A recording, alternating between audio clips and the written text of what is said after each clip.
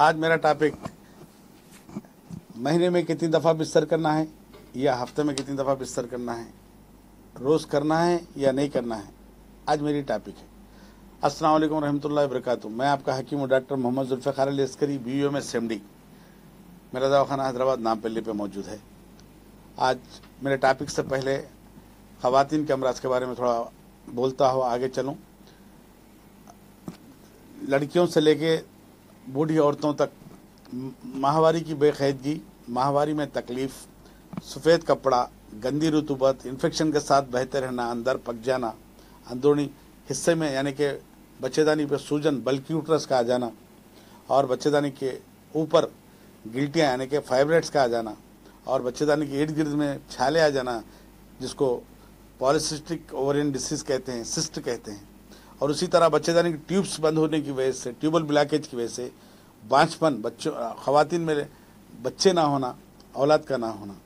उसी तरह बच्चेदानी के आसपास पूरा इन्फेक्शन भर जाना, जिसको PID, पेल्विक इन्फ्लेमेटरी डिसीज़ कहते हैं।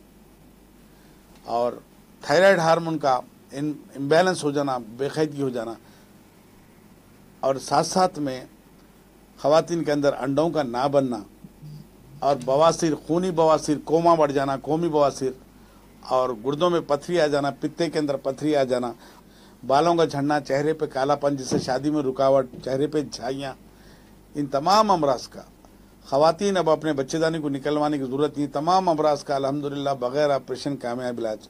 घुटनों का दर्द, कमर का दर्द, रीढ़ की हड्डी का दर्द, गर्दन का दर्द और तमाम बदन का दर्द, इन तमाम अमराज का अल्हम्दुलिल्लाह ख़वातीन के लिए लेडी डॉक्टर तलत अस्करी साहबा BUMS 23 साल तजुर्बा रखती हैं। बग़ैर ऑपरेशन सिर्फ यूनानी दवाओं से कामयाब इलाज होगा। ख़वातीन के बच्चेदानी के अमराज, अंदर रखने की दवाएं जिससे गंदा पानी पूरा निकल जाता है, उसी तरह ओरल खाने की दवाएं जिसकी वजह से बच्चेदानी के तमाम अमराज बग़ैर ऑपरेशन से ठीक हो जाते हैं इंशाअल्लाह। अब आगे बढ़ते हैं मेरे टॉपिक पे। आज का टॉपिक है रोज़ बिस्तर करना यानी सेक्स करना है या नहीं है, पहले आपको मालूम होना चाहिए। उससे पहले एक बात मैं बता दूं नाजरीन, एक दफ़ा मनी जो मर्द से निकलती है, एजैकुलेट करती है, वो उसकी मकदार मालूम होनी चाहिए। जो 2 ml से 5 ml तक बाहर निकलती है। एक दफ़ा जो मनी बाहर निकलती है मर्द से 2 ml से 5 ml तक बाहर निकलती है।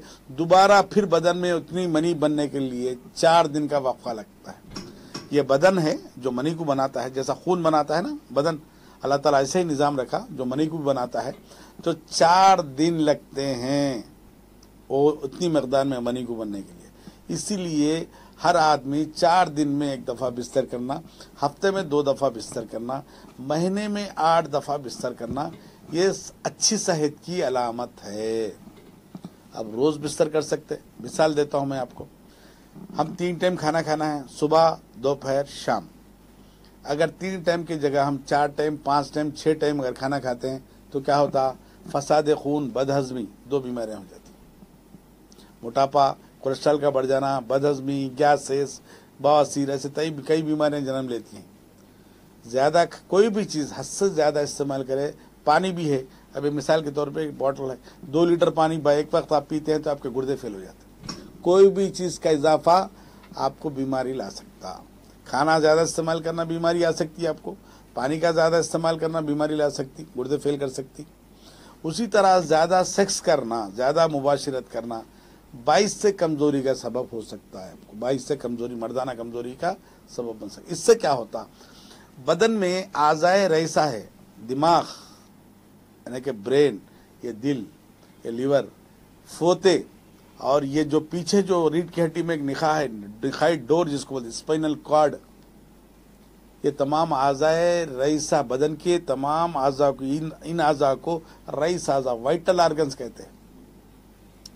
इन आज़ा की कमज़ोरी की वजह से मर्दाना कमज़ोरी आती है। बदन में एक हरारत होती है, हरारत गरीजिया, ये तमाम आज़ाए रईसा को ताकतवर रखती है, मेंटेन करती, रेगुलेट करती है इन तमाम आज़ा। जो आदमी कसरत से बिस्तर करता है, सेक्स करता है ज़्यादा, ऐसे आदमी की मनी के ज़रिए हरारत गरीजिया निकल जाती है। ऐसी हरारत जो बदन को, आपके बदन को सेहतमंद रखती है, ऐसी हरारत आप बिस्तर कसरत से करने की वजह से आपके मनी के जरिए ये हरारत बदन के बाहर चले जाती। मर्दाना कमजोरी का सबब कसरत से बिस्तर करना भी है, और बिस्तर करते करते एकदम रोक देना, 2 साल बीवी से दूर रहना या 3 साल बीवी से दूर रहना, ऐसे लोगों को भी मर्दाना कमजोरी आती है। यूनानी साइंस बोलती है मैंने तर्क जिमा, यानी कि सेक्स तर्क कर देना, छोड़ देना, ऐसे लोगों को भी मर्दाना कमजोरी आती है। जैसा मिसाल के तौर पे हम 20 साल तक शादी नहीं करते, 25 साल तक शादी नहीं करते, जब कोई कमजोरी नहीं आती। जब एक दफा बीवी से हम मिल जाते, बिस्तर करना शुरू करते, करते करते बिस्तर रोक देना 2 साल तक, 3 साल तक, इससे मर्दाना कमजोरी आती। मिसाल के तौर पे मैं समझाता हूँ, बैटरी में डालने वाले 2 सेल है, आप दुकान में 3 साल तक रखो, उसकी बैटरी नहीं उतरती। जब आप लाते हैं सेल को, उसका सील खोल के जब बैटरी में डाल के बैटरी ऑन करते हैं, उसका -+2 मिल जाते हैं 2 सेल के। जब फिर उसको बैटरी में से निकाल के सेल आप घर में रखो, आप इस्तेमाल नहीं भी करें तो बैटरी उतर जाती है उसकी। एक दफा जब आदमी सेक्स करना शुरू करता है ना, तो फिर करते करते रोक दिया तो उसको मर्दाना कमजोरी का सबब बन जाता। तर्क जिमा मर्दाना कमजोरी का सबब है, कसरत जिमा सेक्स ज्यादा करना भी मर्दाना कमजोरी का सबब है। तो लिहाजा आज मैं समझता हूँ ये गलत फहमी आप लोगों की दूर हो गई होंगी। हफ्ते में 2 दफा बिस्तर करिए। 80 से 90 साल तक, कम से कम 80 साल तक तो इंशाल्लाह जिंदगी बाकी रहे तो आप 80 साल तक बिस्तर कर सकते। आपके आज़ाए ऐसा सेहतमंद रहते, आपको आसा भी कमजोरी नहीं आती, आपको अजलाती कमजोरी भी नहीं आती। अल्हम्दुलिल्लाह मर्दाना कमजोरी का भी कोई प्रॉब्लम नहीं आता आपको, और ना ही औलाद होने में कोई दिक्कत हो सकती है आपको। आज मैं समझता हूँ ये गलत फहमी आप लोगों की दूर हो गई है इंशाअल्लाह ताला। अगर किसी को मर्दाना कमजोरी है जो मुजनी की वजह से आई, या गंदे फिल्में देखने की वजह से आई, या जो सो जिरियान का प्रॉब्लम है, सिरत इंजाल का प्रॉब्लम है, या औरत से बात करने पे, फ़ोन पे, महबूबा से बात करने में, गर्लफ्रेंड से 1-2 खतरे निकल जाते हैं, तो इसको क्या कहते हैं, ज़कावत है, प्रीकम कहते हैं इंग्लिश में। और मनी की मकदार कम आती है, मनी में जरासीम की कमी है जिससे औलाद नहीं हो रही है, तो अज़ू में छोटापन है, टेढ़ापन है, पतलापन है, अज़ू की जड़ में पतलापन है, बिस्तर करने के काबिल नहीं है। तमाम हजरात के लिए कामयाब इलाज के लिए आप लोग मुझसे मिल सकते हैं।